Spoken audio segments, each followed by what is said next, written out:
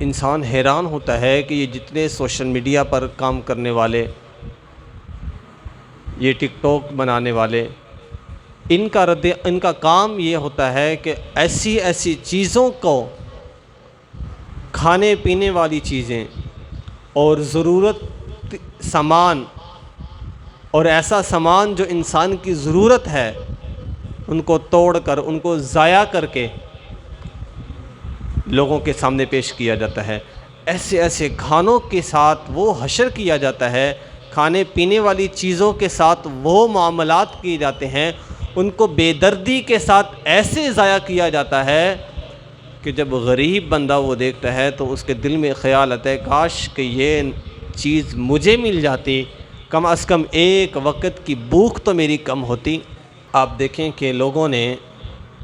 وجہ شہرت، بجائے مال، کیا کیا چیزیں بنا رکھی ہیں۔ قرآن مجید کے اندر اللہ تعالیٰ نے یہ جو آیت نازل فرمائی کہ وَلَا تَلْمِزُوا أَنفُسَكُمْ، کہ لوگوں کو تانے نہ دو، وَلَا تَنَابَزُوا بِالْأَلْقَابِ، برے القابات سے مت پکارو۔ اب آپ سوشل میڈیا کو دیکھ لیں، الیکٹرانک میڈیا ہے، سوشل میڈیا ہے، یہاں پر لوگوں نے اپنے نام کی شہرت کی توجہ کچھ اور کر رکھی ہے۔ مجھے ایک ساتھی نے ایک کلپ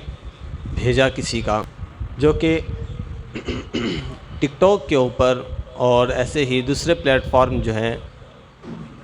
ان پر کافی شہرت پا چکا ہے، لیکن وجہ شہرت وہ یہ ہے کہ اپنی پھپھو کی توہین کرتا ہے، یعنی کہ اپنی پھپھو کو بدنام کر کے، اس کو غصہ کر کے، اس کے اوپر لان تان کر کے اپنی وجہ شہرت، اپنے خاندان کے قبیلے والوں کی تذلیل کو بنایا ہوا ہے، یعنی کہ لوگوں کی ذلت کو اپنی وجہ شہرت مان رکھی ہے، جبکہ دین اسلام اس بات کی بالکل بھی اجازت نہیں دیتا۔ اب آپ انسان حیران ہوتا ہے کہ یہ جتنے سوشل میڈیا پر کام کرنے والے، یہ ٹک ٹاک بنانے والے، ان کا اور لوگوں نے اس کو ضائع کر کے، توڑ پھوڑ کے، بوتلوں کو پوری بوتلیں ضائع کر کے، کھانے والے پھل جو ہیں ان چیزوں کو توڑ کے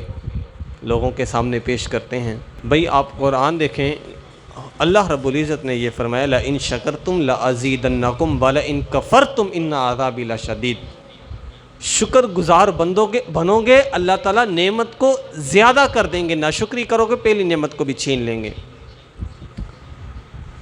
اب یہ چیز شکری اور ناشکری کے اندر آتی ہے۔ آپ لوگوں نے اگر ایسا کام کرنا ہی ہے، انٹرنیٹ کی دنیا پر کام کرنا ہے، تو کچھ اچھے کام کریں، فحش کام کو چھوڑیں، اچھے کاموں کی طرف جائیں، کوئی کہانیاں لیں، اسلامک سٹوریاں لے لیں، ان کے اوپر ویڈیوز وغیرہ بنا لیں۔ اب جیسے ایک مشہور وہ کہانی اتفاق میں برکت ہے، جیسے یہ ایک مشہور کہانی ہے، ان کہانیوں کو سامنے رکھ کر ان پر عمل کرتے ہوئے اگر انسان یہ ویڈیوز وغیرہ بنائے گا تو اس کا فائدہ بھی ہوگا، ایک تو اس کا اپنا بھی فائدہ ہو جائے گا، چلو اس کی چاہت پوری ہوگی، اور دیکھنے والے کا فائدہ یہ ہوگا کہ اسے کچھ نہ کچھ تو سبق اس میں سے مل جائے گا نا، اس کا وقت تو نہیں ضائع ہوگا۔